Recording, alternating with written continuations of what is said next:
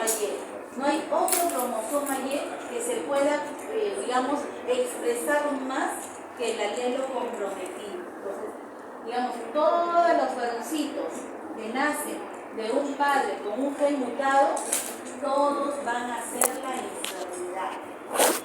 La mujer no tiene cromosoma Y.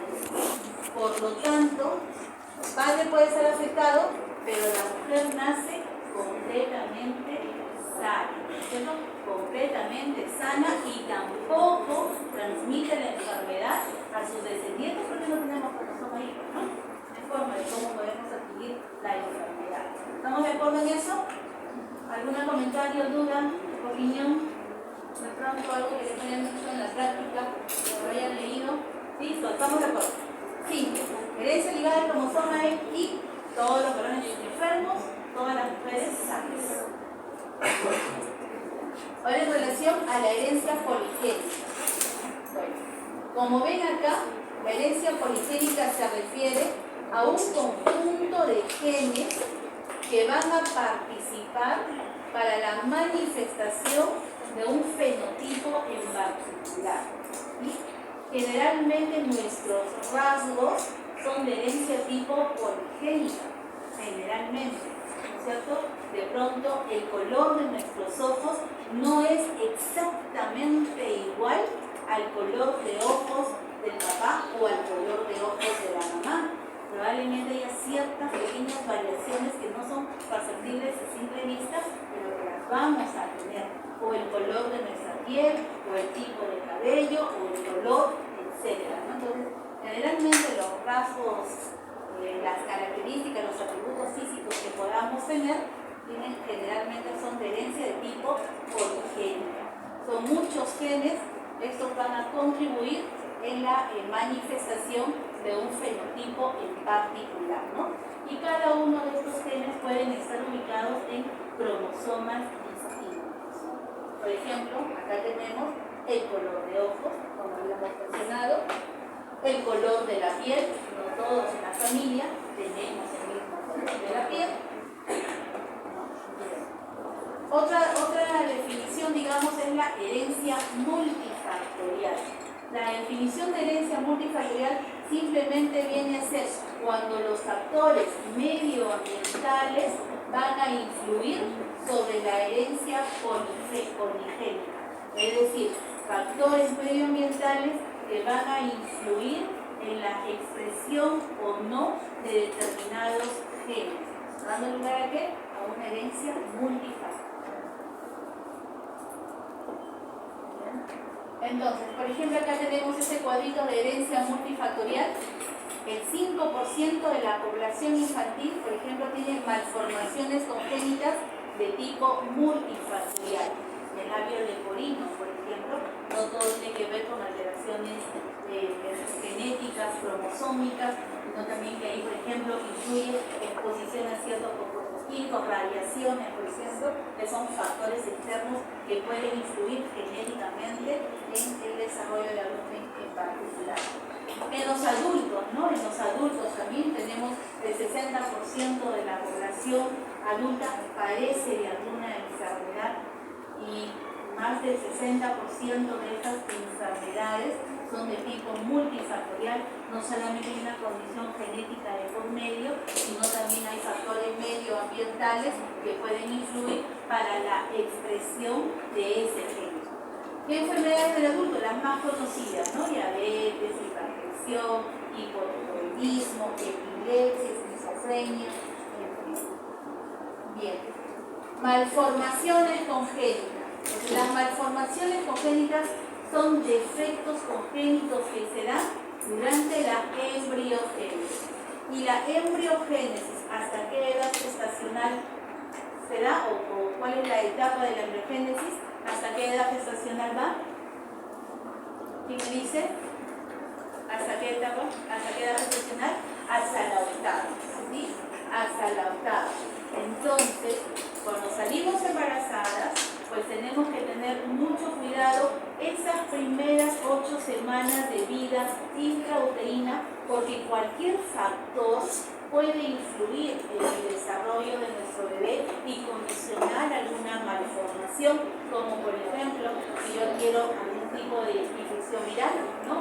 La rubiola, fondo por ahí, sarampión, varicela. Entonces, algunos de esos pueden alterar o modificar genéticamente a ese embrión en desarrollo. De repente me pongo a una radiación, ¿no? O me voy a un centro minero, qué sé yo, les tengo que tener cuidado con el desarrollo de mi bebé en las primeras 8 semanas de vida. El 65% de estas malformaciones congénitas son de tipo multifactorial. Ya hemos dicho, multifactorial, ¿no? Tiene una participación de herencia poligénica más factores medioambientales. Bien, bastante, ¿no? El 65%. El 25% es exclusivamente factores genéticos los que están involucrados en esta malformación. Y el otro 10% restante pues involucra solo a factores ambientales, ¿no? No hay una condición genética de por medio, hay una condición ambiental que ha generado esa modificación en el ADN. Ahora, las malformaciones congénitas se pueden clasificar de diferentes maneras, ¿no? Por ejemplo, acá esta clasificación es dependiendo del sistema que se compromete o del que se ha sometido, ¿no? Sistema digestivo, por ejemplo, ¿qué malformaciones tenemos? Atresia esofágica, divertículo de Meckel, han incorporado de pronto a nivel del sistema nervioso central, anencefalia, microcefalia, por ejemplo, ¿no? Y así dependiendo de cada sistema que se compromete. Otra clasificación que podemos tener es en malformaciones estructurales y funcionales, ¿no? Estructurales, por ejemplo, una espina bífida, paralindido, malformaciones cardíacas, ¿no? Son órganos con alguna estructura o algún daño estructural. Funcionales, sordera, por ejemplo, ¿no?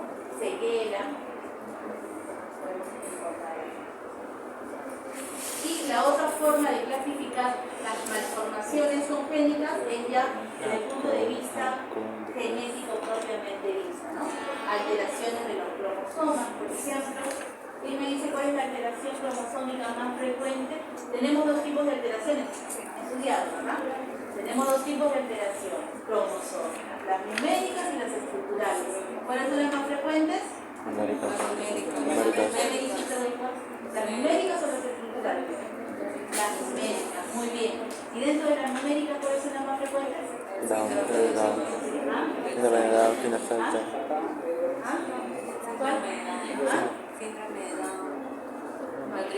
Claro, esas son patologías, pero dentro de las numéricas, ¿cuáles son? Aneuploidías, muy bien. Las aneuploidías son las alteraciones cromosómicas más frecuentes. Muy bien. Luego tenemos anomalías propiamente en todo un gen, como por ejemplo que nos puede dar la condroplasia, y finalmente el grupo de los problemas genéticos y ambientales combinados. Ahora vamos a hablar de lo que es la herencia de tipo mitocondrial. Nuestro ADN mitocondrial, ¿quién nos lo ha heredado? La madre. Perfecto. Entonces, el ADN mitocondrial tiene un origen solamente materno. Solamente materno. Entonces, aquí recordemos esto. El ADN nuclear tiene un componente del ovocito, o sea, dado por la madre, y del espermatozoide dado por el padre. Ese es el ADN nuclear. Mientras que la mitocondria, el ADN mitocondrial, solamente lo heredamos de la madre.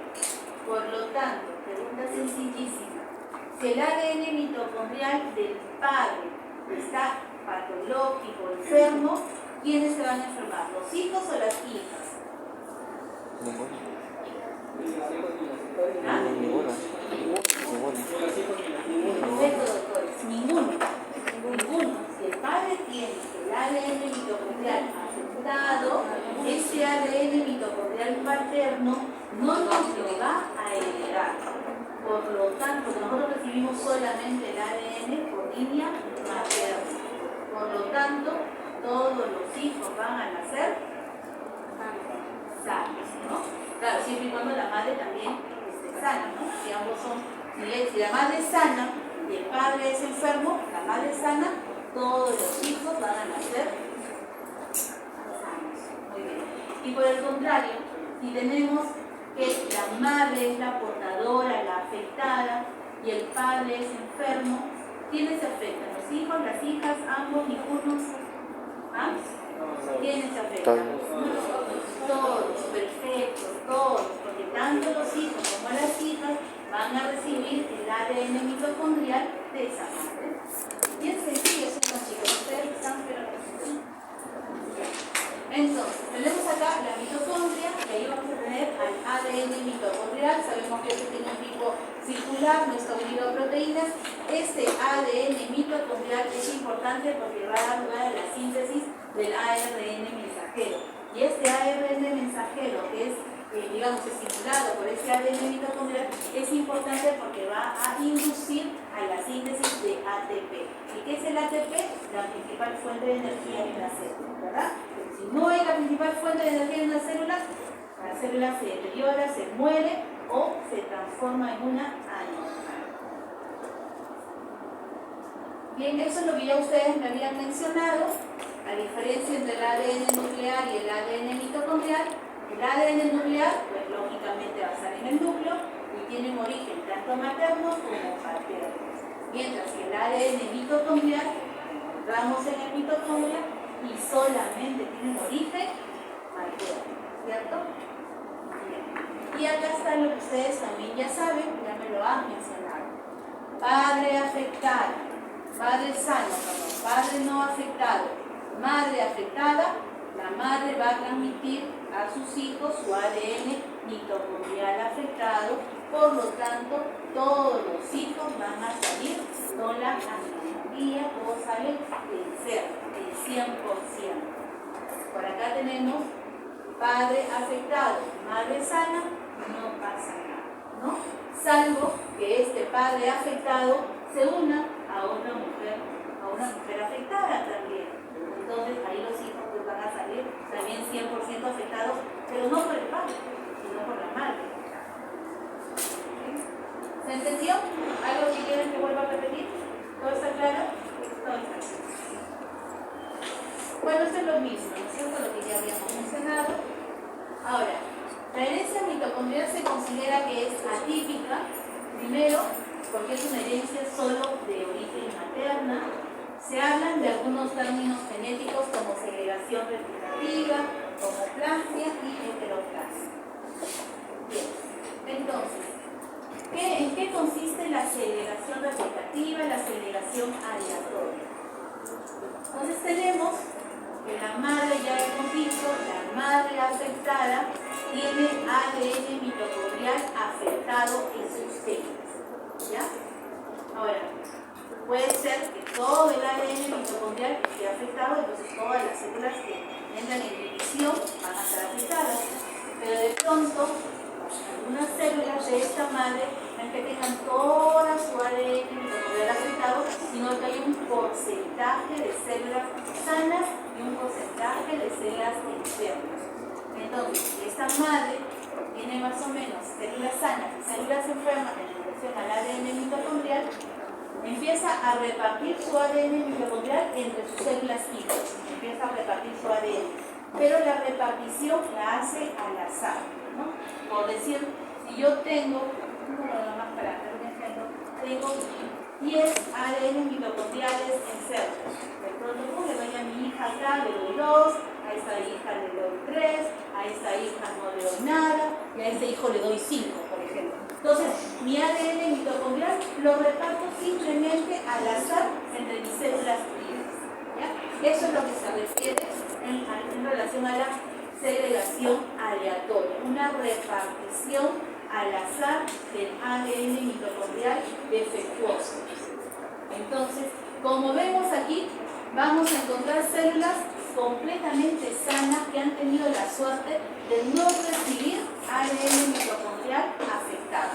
Todas son sanas. Y por otro lado, es el grupo peor, tal mala suerte de que todo el ADN mitocondrial concentrado en él está afectado, está comprometido. ¿Bien? Y en el medio pues tenemos la variedad, ¿no es cierto? 20%, 30%, 40%, 50%, 60%, 40%, toda la variedad de porcentajes en cuanto a esa distribución al azar de este ADN mitocondrial. Bien, en relación a esta segregación aleatoria al azar del ADN, también se tiene que tomar en cuenta esta expresión de acá, umbral para la expresión fenotípica. ¿En qué consiste?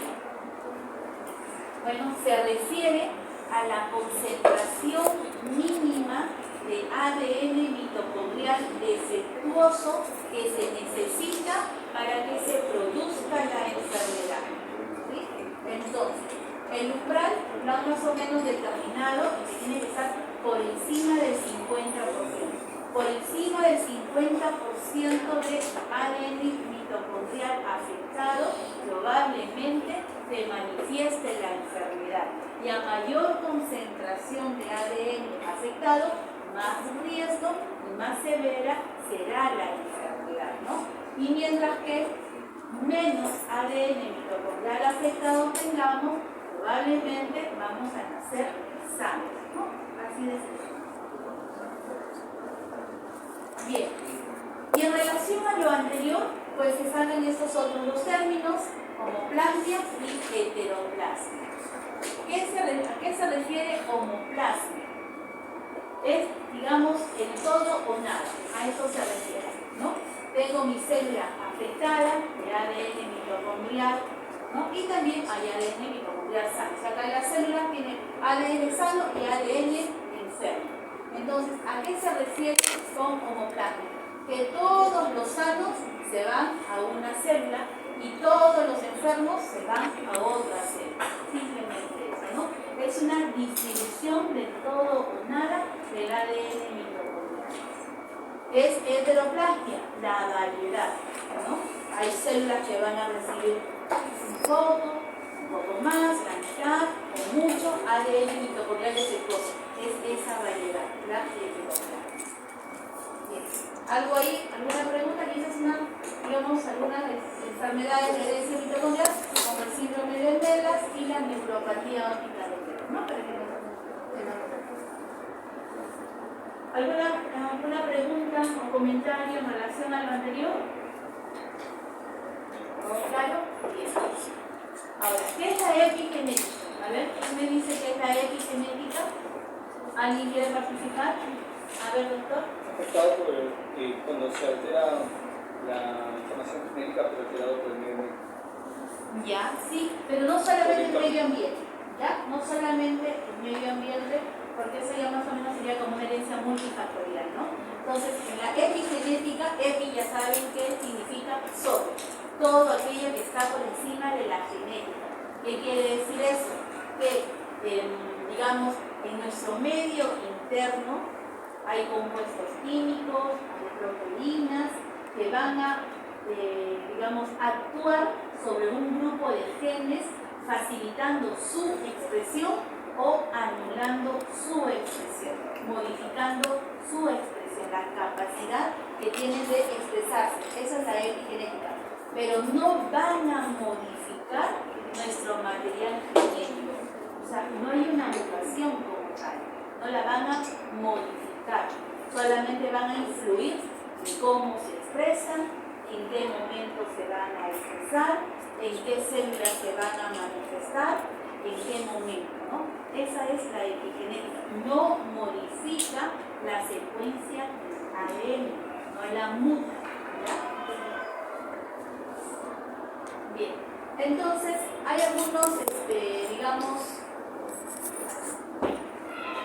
hay algunos mecanismos por los cuales pueden suceder estas modificaciones epigenéticas. La metilación de pronto es una de las más importantes y esa interviene, por ejemplo, en el imprinting que vamos a ver más adelante. La de la metilación del ADN. Hay modificaciones de histonas, hay también alteraciones a nivel del RNA, de los RNA no codificados. Es decir, simplemente son RNA vacíos, no llevan ninguna información en él. Bien, entonces la epigenética, ¿no? Todo lo que es la epigenética puede afectar cualquier aspecto fisiológico, ¿no? Participa en los aspectos fisiológicos, como por ejemplo el imprinting que hemos mencionado, y también puede participar en las patologías, como por ejemplo en el cáncer, ¿no? Entonces, ya sabemos que muchas neoplasias tienen también una base genética y no solamente desde el punto de vista genético de herederos, no aumento la neoplasia o el riesgo de neoplasia de mis descendientes. Bien, ahora tenemos el otro, que es el imprinting, ¿no? El imprinting simplemente viene a ser algo así como que tengo mi papá, mi mamá, cada uno de ellos me va a heredar un alelo, ¿cierto? O un gen. De un alelo, yo tengo el alelo materno y el alelo paterno. Ambos van a codificar, ¿no? Van a hacer codificaciones para ciertos tipos de proteínas. Pero de repente entran en una especie de conflicto, ¿no? Lo llaman en la literatura, ustedes lo van a leer como conflicto parental, así lo llaman. Entonces empiezan como una pugna entre ellos para ver qué gen se va a expresar o no, de tal manera que uno de esos genes se va a bloquear, se va a sellar, va a quedarse como dormido y ahí no va a expresarse, mientras que el otro, el del lado contrario, es el que se va a expresar y va a dar lugar a la característica en ese individuo. Eso es lo que es el imprinting. Por ejemplo, acá tenemos el alelo materno, el alelo paterno. Acá tenemos los dos alelos que están en relación a una misma función, por así decirlo. Pero vemos acá que el alelo materno se ha sufrido una metilación. Se ha metilado. Se ha sufrido una metilación, por lo tanto ha sufrido un imprinting.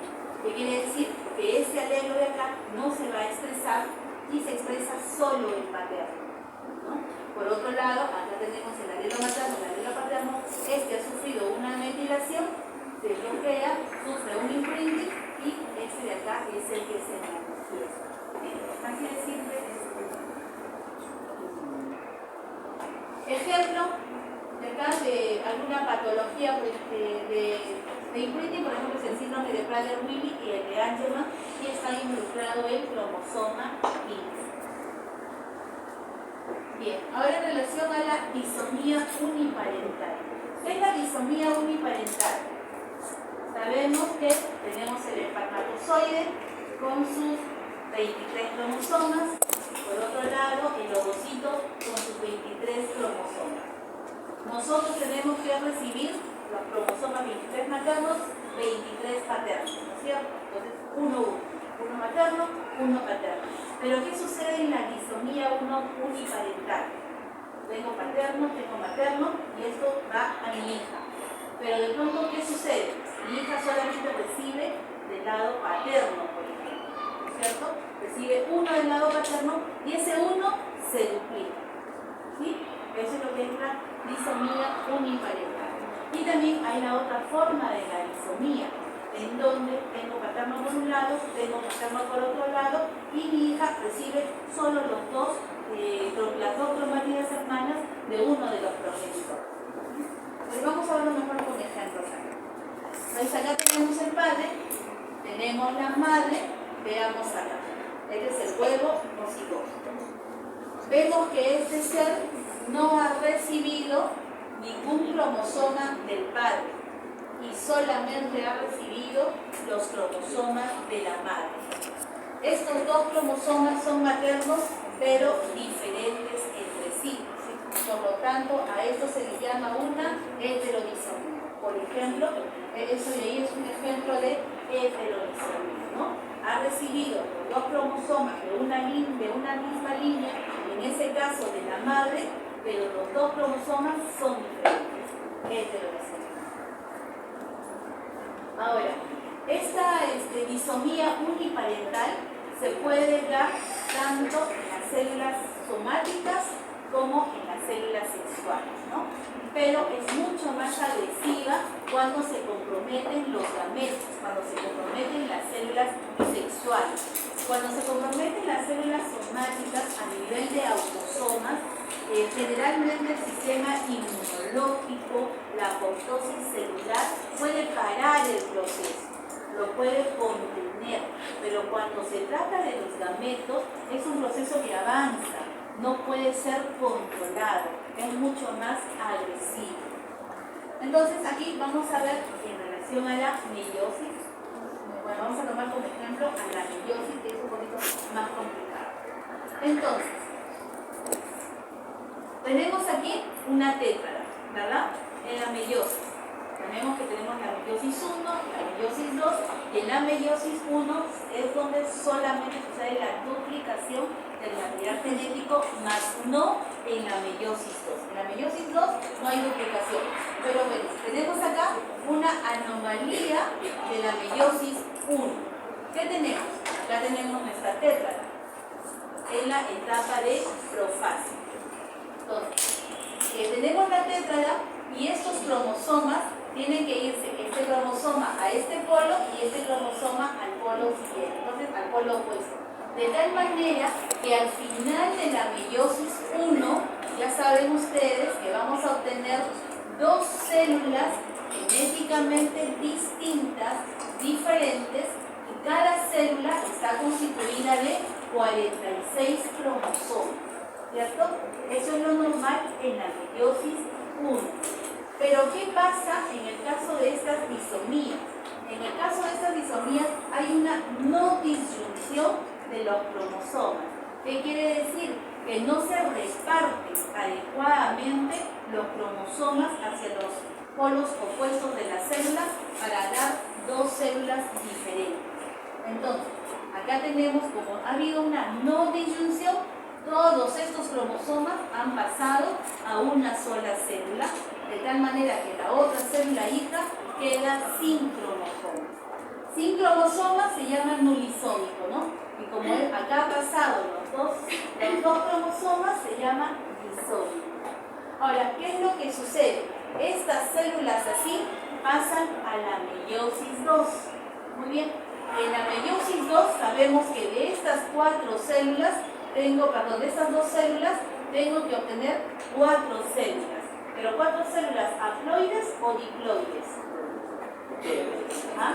¿Haploides o diploides? Despierten, chicos. ¿Haploides o diploides? Haploides. Tengo que obtener 4 células haploides. Pero acá, como ya no tengo nada, ¿qué voy a obtener acá? Nada. No hay nada que repartir. No hay nada que dividir. Entonces, de esta célula sigo obteniendo nulisómicos. Y de esta célula de acá sí se van a repartir. Vamos a tener acá 2 células disómicas. 2 células disómicas. Entonces, saben ustedes que cuando hablamos de meiosis, hablamos de gametos, ¿cierto? Aquí habrá algún gameto sano, todos sanos, todos enfermos. Por ahí hay algún sano. ¿Qué me dicen ustedes? ¿Ah? ¿Qué me dicen? ¿Hay algún sano acá? ¿O todos son sanos o todos son enfermos? ¿Alguien quiere opinar a ver? ¿Qué opinan? ¿Ah? ¿Todos son? ¿Todos qué? Todos son enfermos. Todos son enfermos. ¿Por qué? Recuerden ustedes que los gametos tienen solo un juego de cromosomas. Un juego, no 2.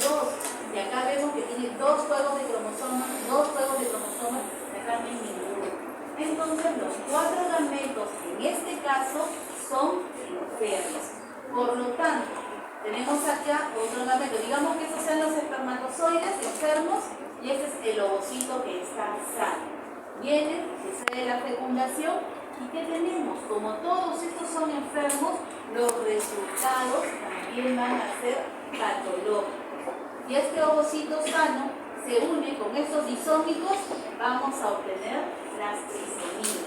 Si este ovocito sano se une con los nulisómicos, vamos a obtener las monosomías. ¿Sí? Ahora, ¿qué sucede cuando la meiosis 2 está afectada?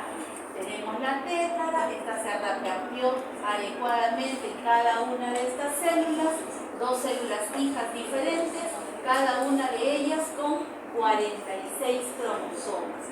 ¿Bien? Esto pasa a la meiosis 2. En la meiosis 2 ya sabemos que este material genético se va a repartir en 4 células distintas, genéticamente distintas. Vamos a obtener células haploides. ¿Bien? Entonces, aquí, este de acá, por ejemplo, no se pudo dividir, no hubo una segregación de cromosomas adecuadas, todo se fue para ese lado y acá no obtuvimos nada. En cambio, este de acá sí tuvo una segregación cromosómica adecuada, un cromosoma para acá y otro cromosoma para acá. ¿Listo? Entonces, tenemos 2 células anormales y 2 células normales. Pudo haber sido el caso que ese también, de repente, tenía una segregación cromosómica anormal, entonces nos daba 4 gametos anormales, ¿cierto? Lo mismo, si tenemos acá un ovocito sano que se une con este disómico, ¿qué nos dará? Trisomía. Un ovocito sano se une con uno normal, ¿qué nos dará? Un cigoto sano, ¿no es cierto? Tenemos un ovocito normal, se une con el unisómico, nos dará ¿qué me dicen? Un sano, un monosómico, una monosomía. Bien. Ahora, tipos de disomías. Entonces, al inicio habíamos mencionado que el gameto puede recibir los 2 cromosomas de una línea, ya sea materna o paterna, o puede recibir un cromosoma y duplicarse. Si recibe un cromosoma y este se duplica, cualquiera de estos, eso es una isodisomía. Si recibe los 2 cromosomas diferentes, será una heterodisomía. Las heterodisomías generalmente suceden o se dan por alteraciones en la meiosis 1 y las isodisomías se dan por una alteración en la meiosis 2. Ahora, ¿cuáles son los mecanismos para que suceda una disomía uniparental? ¿Cuáles son los mecanismos? Tenemos 3 que suceden en la etapa presigótica y 1 que sucede en la etapa de posfertilización. Tenemos en primer lugar al rescate trisómico. Vemos acá, chicos.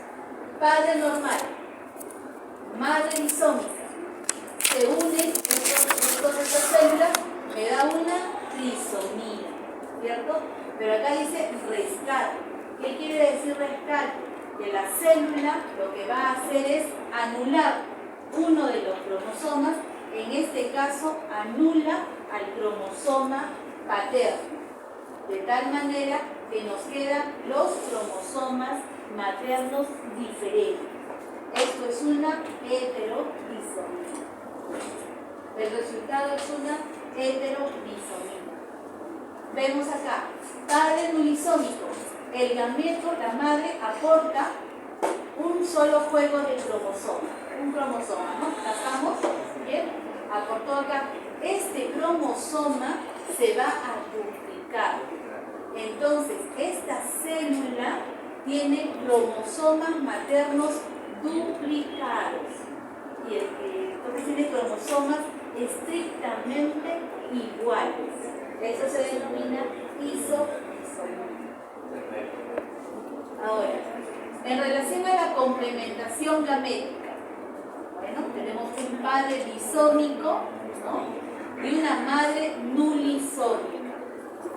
Se une y que nos da una heterodisomía porque el padre es el que aportó sus 2 cromosomas diferentes, ¿no? Entonces, cromosomas diferentes, heterodisomías, cromosomas iguales, isodisomía, como en el caso de acá. Este es otro mecanismo. Chicos, por favor, si van a conversar, les agradeceré que se retiren, por favor. ¿Ya? Entonces, en la etapa de posfertilización, ¿qué tenemos? Una célula en división mitótica. Ya sabemos acá, tenemos un huevo cigoto que tiene los 23 cromosomas paternos, los 23 cromosomas maternos, pero esta célula, entre comillas, normal, empieza a dividirse y por ahí que hay una alteración en alguna segregación cromosómica, de tal manera que una de las células de tantas que se van dividiendo pierde un cromosoma. Entonces, esta célula que ha perdido su cromosoma se duplica y se vuelve una célula con una isodisomía, porque son cromosomas estrictamente iguales, idénticos. Aquí algunos síndromes asociados a la disomía, el Prader-Willi, el de Angelman, el de Russell y el de Littlefinger. Esto es lo mismo, y para que ustedes lo lean. Y bueno, por último, el tema de la expansión de tripletes. Ya, 5 minutos porque creo que tienen que bajar con la doctora. Expansión de tripletes. ¿Qué significa expansión de tripletes? Rapidísimo nada más. Expansión de tripletes es el aumento en el número de repeticiones de esos tripletes nucleóticos. El aumento en la repetición de unos nucleótidos, ¿no? Esa es expansión, aumentar. Se aumenta el número de las repeticiones de los nucleótidos. Ahora, en este tipo de patología se habla de lo que se denomina anticipación genética. ¿Qué es la anticipación genética? Es la relación que guarda la expansión de tripletes con la severidad o la edad de presentación de la patología. ¿Qué quiere decir esto? Digamos, yo tengo una expansión de tripletes en un exponente de 10, digamos, ¿cierto? Y yo hago una enfermedad que es el Corea, la Corea de Huntington. Yo sufro de Corea de Huntington, tengo una expansión de tripletes con una exponente de 10, digamos, y yo heredo la enfermedad a mi hijo. Pero mi hijo ya no lo hereda a un exponente de 10, probablemente lo herede a un exponente de 20, la expansión de tripletes. Entonces mi hijo va a ser una enfermedad más severa de Corea, ¿no? Va a manifestarse con mayor severidad y ya no va a ser la enfermedad tan tardíamente como yo. Si yo la he hecho a los 70 años, probablemente mi hijo lo haga a los 60 años, más precozmente. A eso se refiere anticipación genética en el caso de los tripletes, ¿sí? Es la relación entre la expansión con la severidad y la edad de presentación de la enfermedad. Algunos ejemplos que han ustedes lo lean: la enfermedad de Huntington, la ataxia de Friedreich, la distrofia miotónica y el síndrome de Lewy-Body. Bien chicos, ¿alguna pregunta? Si no, pues, clase con la